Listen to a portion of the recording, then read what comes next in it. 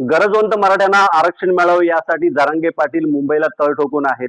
आज त्यांचा उपोषणाचा 3रा दिवस आहे आणि संपूर्ण मुंबई त्यांनी जाम केलेली आहे.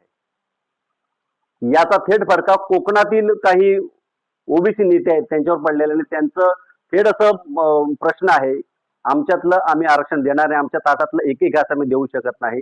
आपल्याकडे कुणबी समाजाचे रत्नागिरीतील नेते जमलेले आहेत, त्यांच्याशी आपण बातचीत करणार आहोत. नक्की त्यांचं म्हणणं काय आहे ते. तर काय सांगाल तुम्ही? ओबीसीतनं मला आरक्षण द्या थेट असं जरांगे पाटील म्हणतायत, काय सांगाल? सध्या महाराष्ट्रामध्ये जरांगे म्हणून जे मराठा समाजाला आरक्षण मिळण्यासाठी जेव्हा मुंबईच्या ठिकाणी आज आझाद मैदानावर त्यांनी आज आंदोलन आमरण उपोषण सुरू केलेलं आहे. आम्ही या कोकणातले आम्ही या ठिकाणी ओबीसी समाजातल्या कुणबी जातीतल्या तिलोरी कुणबी जातीतले आहोत.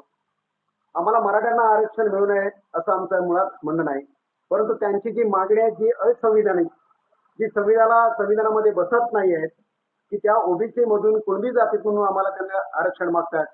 त्यांचं स्पष्टपणे आम्ही त्याला सांगतो की याला आमचा विरोध आहे. मराठ्यांना आरक्षण मिळावं, परंतु ते स्वतंत्र आरक्षण त्यांना मिळावं. सध्या महाराष्ट्रामध्ये किंवा देशामध्ये 52% आरक्षण आहे आणि जर का ओबीसी या देशामध्ये जर 52% असेल आणि त्यांना वाढवून मिळत असेल तर त्यांना जरूर मिळावं. परंतु त्यांनी कोणाच्या तरी ताटातला आज आरक्षण जेव्हा बाबासाहेबांनी डॉक्टर महामानव बाबासाहेबांनी जेव्हा आरक्षण हा त्यावेळेस ज्या संविधानामध्ये दिला गेला तेव्हा 340 कलमामध्ये ओबीसींना त्याच्यामध्ये आरक्षण दिलं गेलं आणि म्हणून बाकी एससी एसटी विजेंटीनं सुद्धा स्वतंत्र आरक्षण दिलं गेलं. मग आता स्वतंत्र आरक्षण देण्याची जर का संविधान म्हणजे घटनेमध्ये तरतूद करता येत असेल, परंतु दुसऱ्याच्या ताटामध्ये जर दिलेलं असेल, आधीच मुळात या ओबीसीना 52% असताना 27% आरक्षण आहे. न्यायालयाने आता 27% आरक्षण देणं जाहीर केलेलं आहे आणि म्हणून त्याच्यातून एक लक्षात ठेवा, अधिक ओबीसी मध्ये एकूण या देशामध्ये 6770 जाती आहेत आणि त्याच्यामध्ये तुटपुंजी जे आरक्षण आहे आणि असलेल्या त्या सर्व ओबीसी मधल्या मंडळींचं किंवा तिथल्या जातींचं अधिक नुकसान होत आहे आणि त्याच्यामध्ये जर काही भर घेतली गेली तर मला वाटतं असं एक लक्षात घ्या की साधारण महाराष्ट्रामध्ये देशभर हा ओबीसी पेटून उठल्याशिवाय राहणार नाही आणि आक्रोश आलेला नाही. आणि म्हणून सरकारला सुद्धा आमचं आव्हान आहे की तुम्ही आज सरकारमध्ये 3 पक्षाचं सरकार आहे त्या ठिकाणी एकंदरीत पाहिलं आपण, तुम्ही सुद्धा पाहिलं असेल, तुमच्या चॅनलवरती आम्ही पाहिलेले वास्तव पेपरमध्ये की त्या ठिकाणी आज सरकारमधले आज मंत्री असतील किंवा आमदार असतील ते सुद्धा मागच्या दाराने जाऊन त्यांना पाठिंबा दर्शवत आहेत. ही कुठली भूमिका तुमची आहे? सरकार म्हणून तुम्ही कोणत्या तरी निर्णयावरती आलं पाहिजे. एखाद्या कुठल्या विशिष्ट याच्यामध्ये जर काय मागणी होत असेल तर ही संविधानिक मागणी नाही आहे आणि तसं जर घडलं तर संबंध या कोकणातील कुणबी जो शेती भूमिपुत्र आहे तो त्यांच्या जातीमध्ये स्वतःच्या ताटातलं जर घास त्या ओढत जर काढून घेत असेल कोण आणि जर सरकार त्यांना जर देत असेल तर आम्ही आमचा याला प्रकर्षाने या रत्नागिरी जिल्ह्यातला कोकणातला तमाम कुणबी समाज हा त्याला विरोध केल्याशिवाय आणि रस्त्यावर उतरल्याशिवाय राहणार नाही. काय सांगाल? तुम्ही जिल्ह्यावर काम करता, जिल्हा स्तरावर काम करत आहे तुम्ही, जिल्ह्याची काय भूमिका आहे? ओबीसी मधून कुठलंही आरक्षण मराठा समाजाला द्यायचं नाही ही आमची ठाम भूमिका आहे. ही आमची कुणबी सेनेपासून ठाम भूमिका आहे आणि आमचा सर्व समाज ओबीसी आमच्या बरोबर आहे आणि असं जर झालं तर आम्ही आंदोलन करण्याशिवाय राहणार नाही. एकतर जरांगे पाटील एवढ्या दिवस आता तिथं आहेत, मुंबई जाम झालेली आहे, गणेशोत्सव दिवस आहेत आणि आंतरराष्ट्रीय पातळीवरून इथं गणेश भक्त येत असतात गणेश इथे मुंबईला, मात्र त्यांची फार कोंडी झालेली आहे. मग या जर समजा घाई गडबडीने सरकारने काय निर्णय घेतला आणि तो ओबीसीच्या वाट्यातनं जर समजा मराठ्यांना आरक्षण द्यायचं जर ठरवलं तर निराणीचा इशारा म्हणून किंवा तुमची रत्नागिरी जिल्ह्याची काय भूमिका आहे?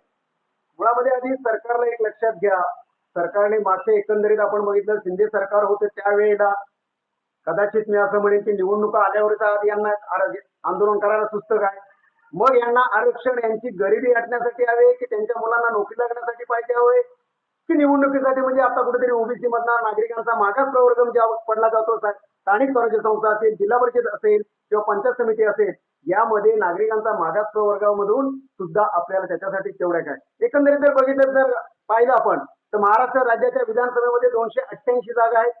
आजच्या विधानसभेमध्ये 112 आमदार मराठा समाजाचे आहेत, विविध मंत्रिपदावर चांगल्या याच्यावरती आहेत.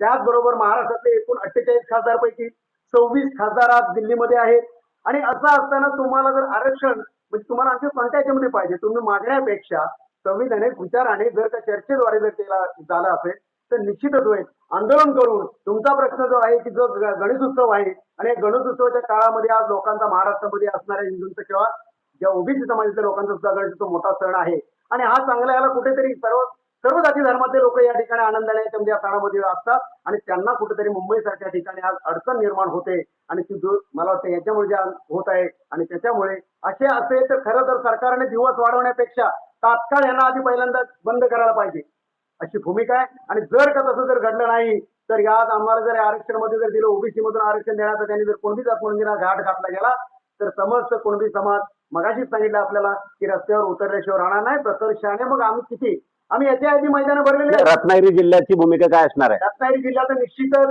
आज पूर्णपणे ताकदीनिशी ज्या ओबीसी संघटना आमच्या जे देशभर आहेत राज्यभर आहेत त्यांच्या पाठीशी निश्चित राहणार आहे. जर सरकारने ओबीसीतनं मराठा समाजाला आरक्षण दिलं तर मात्र संपूर्ण रत्नागिरी जिल्हा पेटून उठेल असं या रत्नागिरी जिल्ह्यात सर्व काम करणारे कार्यकर्ते आहेत कुणबी समाज त्यांचं म्हणणं आहे. कॅमेरामॅन प्रफुल्ल सह राजेश जाधव, न्यूज 18 लोकमत, चिपळूण, रत्नागिरी.